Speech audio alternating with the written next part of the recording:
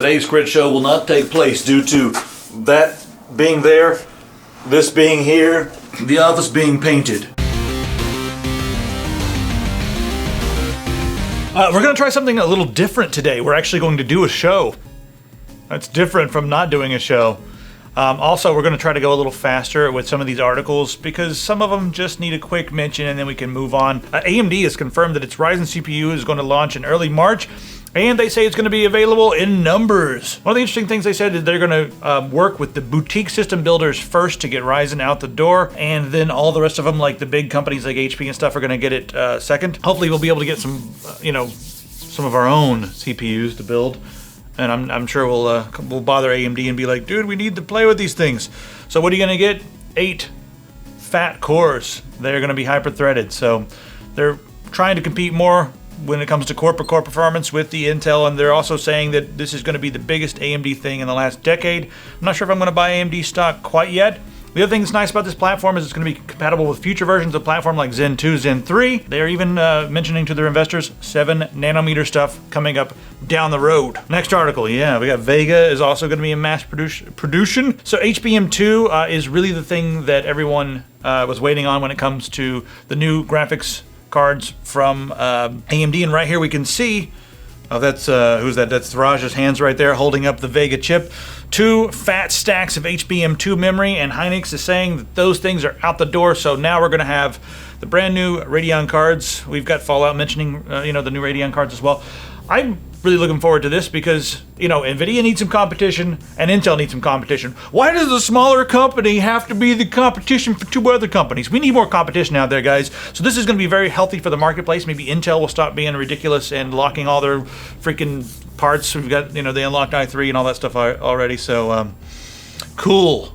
I can't freaking wait for AMD to be back. Please don't disappoint us this time. Xiaomi Mi 6. Check this thing out. So this is just a concept of what the new phone is going to look like or might look like.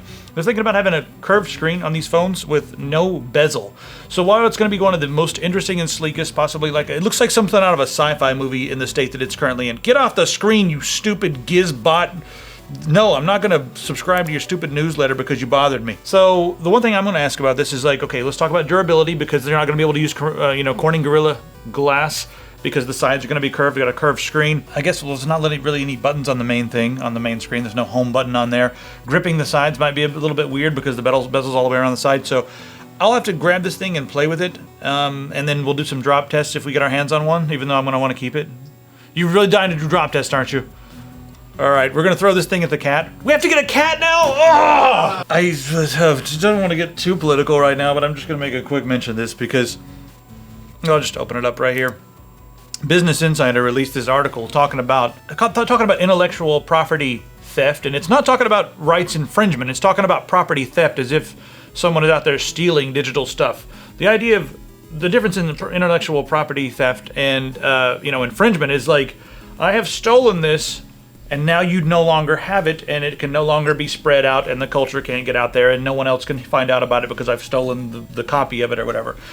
However, infringement is like, okay, I'm going to take your thing, I'm going to make a gazillion copies and give it to everybody out there in the world.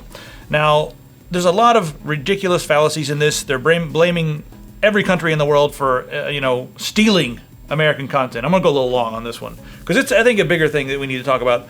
The article here on Business Insider, it accuses all these other companies of stealing our content. It's basically just parroting everything that the RIAA and the MPAA have been saying for years. They're like, all these stupid countries are stealing our stuff. It names China, it names a bunch of other countries, just talking about how they're stealing all of our crap. This one is a very skewed article on intellectual property. It doesn't offer any evidence or any of the, other perspectives other than the narrative set forth by the big content producers and the big, media companies in America, RIA, MPA, and that sort of thing. So it's basically just presenting their narrative and talking about how the rest of the world is a huge problem, and then we need to police that. We need to either if China's bothering us, well, we need to put some serious either sanctions on China or something else. Now, here's the problem with all this. On Business Insider and all the way down to the bottom here, you can see that their disclosure, the disclosure was not there on day one. People had to Google this guy's name to find out that he was associated with Trump. But anyway, this person who wrote this, Diana, whatever, she was appointed to Donald Trump's transition team. So now they're writing articles and throwing them up on Business Insider And at first it wasn't disclosed, but it is disclosed now. That's kind of not a good thing. All right, quick mention, if you guys live in Raleigh, North Carolina, you guys got Google Fiber. And I imagine Comcast and all those guys are going to be fighting this like crazy. They've been suing, local cities and local governments. They're doing everything they can to remain anti-competitive, so it's kind of strange. But you guys are going to get Google Fiber. So now we've got a couple places in North Carolina with great internet access. Cool. Let me know how it is if you guys are living there. All right, let's chew on something for a minute. We got a science topic to talk about right now, and just sit back and we're going to chew on this for just 1 second. Neil deGrasse Tyson has come out and he's talking about the serious threat of scientific illiteracy in the United States of America, and he references back. He actually got religious about this, and I'm not going to state my point of view in this, though I do have a strong one. I'm going to go ahead and state Neil deGrasse Tyson's point of view. He said, look back, a long time ago to the Middle East. That's where they created algebra. That's where they created some very complicated mathematics. They made some major advancements, created, numbering systems that we still use today. And then the religion came in and kind of got their hands on everything.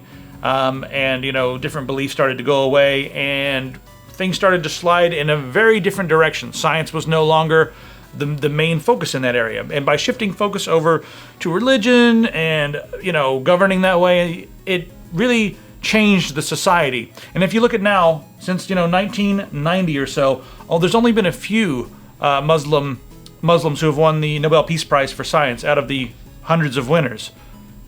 So there's that. Also, the other thing I want to talk about on this, and I'll just go down here and read this one quote and then we'll move on, because we're kind of moving in this same, the post-factual society. Is that what they're calling it? Post-facts? Or I forget what they're calling it. We're moving into this... Alternate facts? Yeah, alternate facts society. Tyson just said this about the American people. He said, too many Americans mistake clouds for UFOs. They believe in alien abductions. They reject evolution, known to scientists at the foundation of biology. They fear the number 13 and negative numbers, and they freak out about supermoons that really aren't any bigger than regular old full moons. So that's the kind of the climate that we have in this country. And another thing about this, and I'll just go off on a little bit of a tangent, is I think a lot of people that I've talked to, or I've even heard this on the radio today on NPR, they were talking about how the scientist used to be this really cool thing back in the 40s and 50s, and we're making these new advancements, we're going to the moon, we're doing all these cool things, and they didn't have this crazed ideal of what a scientist was. Whereas now you think of a scientist, you're thinking like, oh, it's some guy with hair like mine, except gray, flailing around, breaking things on a floor, up in a tower, shooting lightning into a corpse or something. There's this new mentality shift where scientists are not seen as being like these credible, intelligent people. They're seen as being like, yeah, there's some kooks who talk about like the fact that we used to be monkeys or some shit. So there's that mentality that's really seeping into. God, we can get into this deeper. Global warming, what's that? Explain the snow then. Yeah, flat earthers. I flew over the fucking pole. No, I flew around to the backside of the earth and it was just blank. California's gonna float away into fucking oblivion. We really need to interview Elon Musk. He's got a million things going on.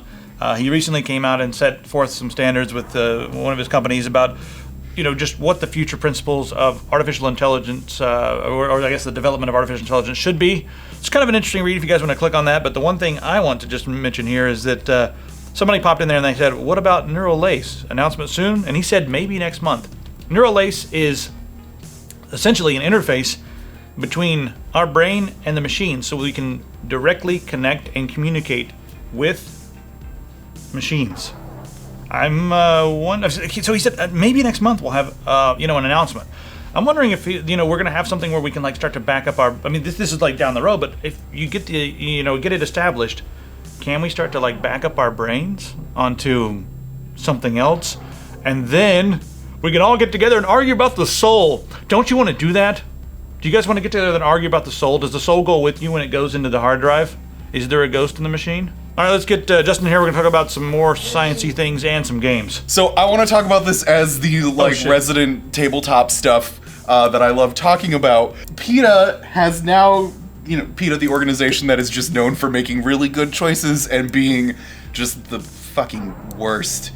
They have decided to launch their newest hate campaign against Warhammer and Games Workshop, and specifically the Warhammer 40k universe, even though it's just as bad in the Warhammer universe because they're two separate things. I don't want to get into it.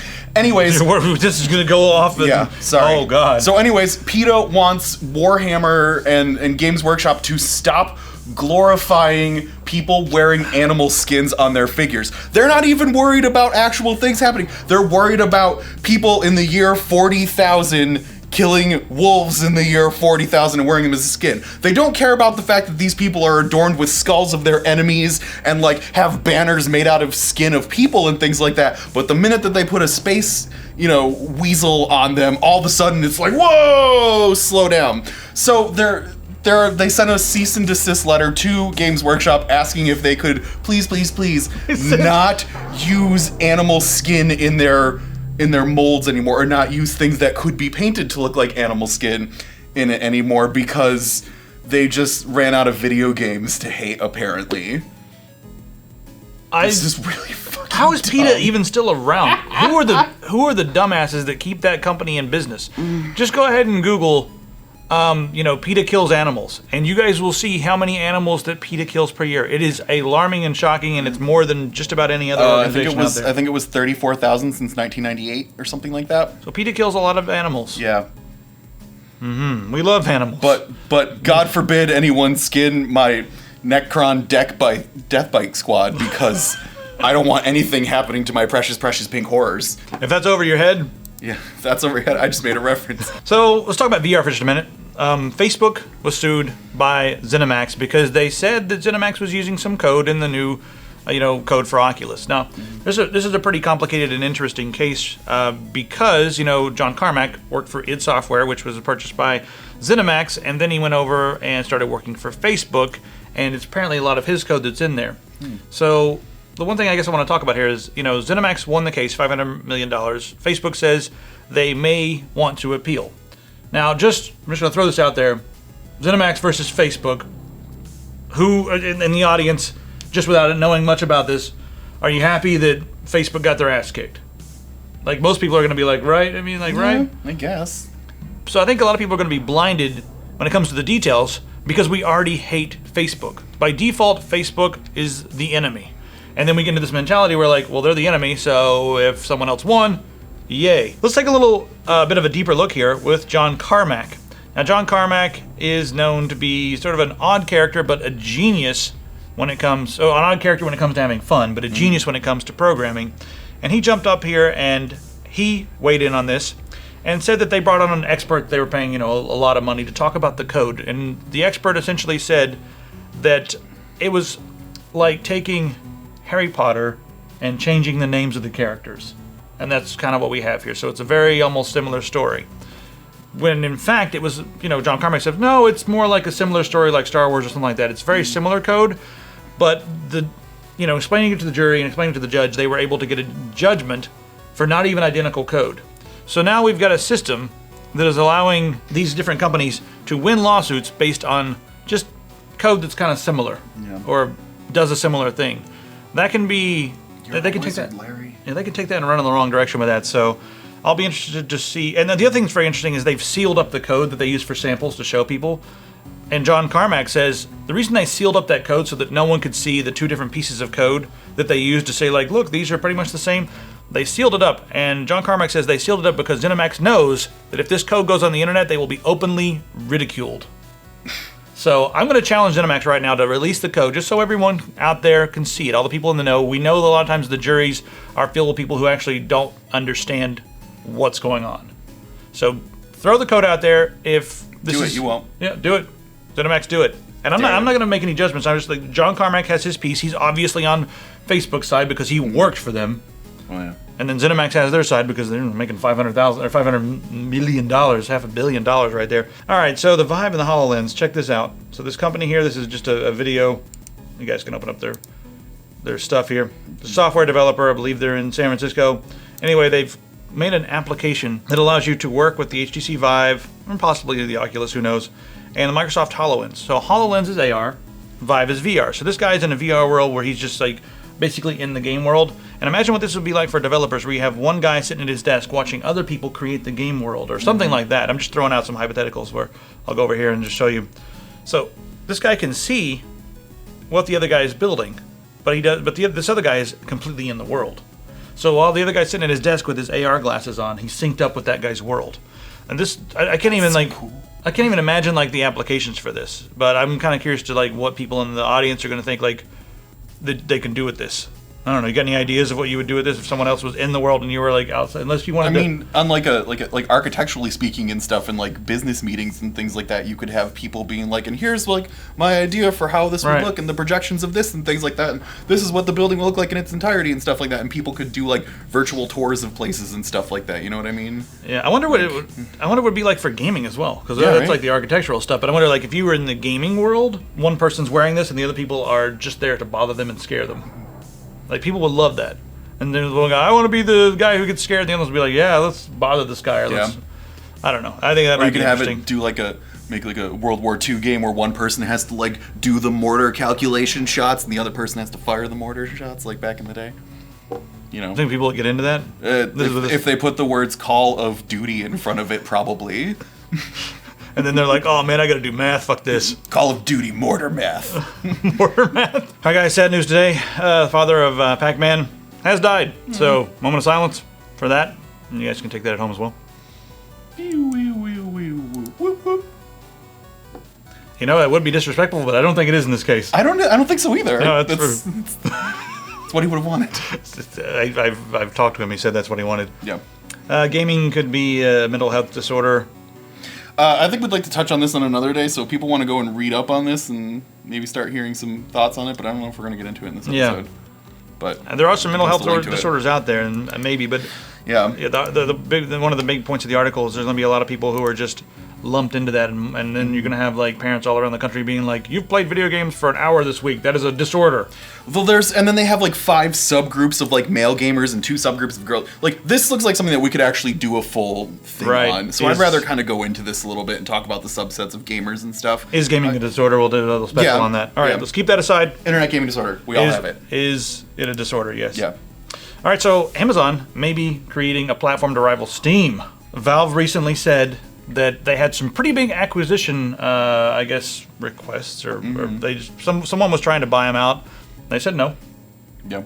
Amazon just bought, Twitch a while ago, which integrates them with a really huge gaming platform. Could be, and then they've got a patent right here for a platform that will allow you to grab demos, purchase the game, watch the game. Look at this little patent right here. So could Amazon actually compete with Steam? A lot of people come out and no one's really ever been able to compete toe-to-toe with Steam. But could Amazon be the company to do it? Especially now that they're integrated with Twitch, they could just be like, all these accounts are all together. You can browse games, you can watch the gameplay, and while you're doing it, you can buy it and add it to your deck or your inventory. Amazon's just slowly taking over the world. They are. They're going to be in every aspect of our society. It's going to be a final fight between Amazon and Google for humanity. I don't know. Do you think that Disney? Do Amazon and Google actually need us? Because right now they're pretending they need us. You know what I mean? Like they need us because of all the advertising. But once we move into a society that's less reliant upon customers buying stuff, and they can just have their own armies of drones making stuff. Guys, they're going to eliminate us first. Yep. Like, we're first on the chopping block. There's some problems, and I know the dread pirate Bezos has gazed down from his tower and thought, God, what a bunch of swill out there. Look at all these idiots just going about their everyday lives. They would have been eaten had these fools been alive hundreds of years ago. They should not have been allowed to evolve, and now they are breeding. The idiots are breeding. You know, there's a lot of groups out there that are saying, like, hey, listen, don't fight the scientific communities, outbreed them. So we have the morons breeding at a scale of 8 children per household, while the smart people, like people of a genius IQ and above, are breeding at 0.9 children per household. And Bezos is like, wait a minute, this is going to be damning for the future of humanity. And if we go in this direction, of course he can sell, diapers to adults, 25-year-olds. He can sell masturbation material, drool bibs, and that sort of thing on Amazon. But people are going to get so stupid they're not even going to be able to use their credit cards. And he knows this. So he's like, no, we just have to get rid of them, keep the smart people around, and create a new society that doesn't rely upon money, And he's doing so by creating cyborgs, drones, and robots. And here's another little drone that's created here by a company called Draper. Isn't it kind of weird that the closer we get to our inevitable demise, the less funny Idiocracy gets because the more and more true it gets? Idiocracy is the documentary of tomorrow. Yeah, like I remember watching it when I was younger and being like, that's fucking hilarious. There's no possible way that can happen. And now, 10 years later, I'm like, shit. Yeah, the project is called Dragonfly. All right. With an EYE. So we've also got new technologies like this Dragonfly, Dragonfly with the Fly. E. How do you do that with the E capitalized? Dragonfly. Yeah. Dragonfly. Dragonfly. Never mind. Yeah. So they got this new thing, and what they're actually doing is they're tapping into the actual Dragonfly with some electronics, and it's not a robot, it's a cyborg. They're able to control the path of this using that, and there's GPS involved and stuff. They're trying to work on some basic visual stuff, but instead of building an army of robots, they're thinking, no, we'll just have an army of cyborg dragonflies that we can control, move the swarm over this way, and they're way more difficult to detect, because even though it's a small robot, you get up close and you're like, that's a robot. Yeah. It's a spy robot. And these are like, you get up close and you're like, it's a weird looking dragonfly, but it's a dragonfly, all right. So if Amazon gets a swarm of those, they'll be able to monitor everything as it occurs. And yet here PETA is yelling at people about 40K when they're actually reprogramming animals. But I don't think PETA cares about dragonflies. Do they not care about insects? I don't think they care about fish very much either because they're ugly. Oh. I talked to a member of PETA once and she told me that she actually ate fish, and I was like, well, why do you eat fish? And she's like, fish are ugly, they're food. She's like, cows are furry and beautiful. Have you ever looked at a cow's eye? It's so beautiful. And I was like, I can't argue with this rationale. It is wonderful. I am now a vegan. But I eat fish because they're ugly. Yeah. Anyway, get this thing off me. This is ridiculous. I don't even know where I was going with all this nonsense. I don't know either. Do you like the newest edition of our tinfoil hat, though? I think it's... I gotta protect my neck, because what if they enter through here? Yeah. I got some more conspiracy stuff for you. So the Deus Ex series is on hiatus. Yep, for the foreseeable future. And what's going on there? So Why? that means, so Eidos, while they said that some of their more later Deus Exes were met with some mixed reviews after Mankind Evolved, or Mankind Divided. Mankind Divided was the one that was kind of underwhelming. But, so they said after that they are kind of putting on the kibosh for the Deus Ex series for the foreseeable future because they are currently working on a newly released Avengers project that's also going to be with Square Enix. So while Logan's super duper sad... It's so cheesy. Sorry, like buddy. grown men wearing spandex, throwing shields, and all this so cheesy. But the Hulk's really cool. The Hulk? Yeah. The green guy who drinks some crap in a lab? It's silly. Versus some guy with sunglasses that says stuff.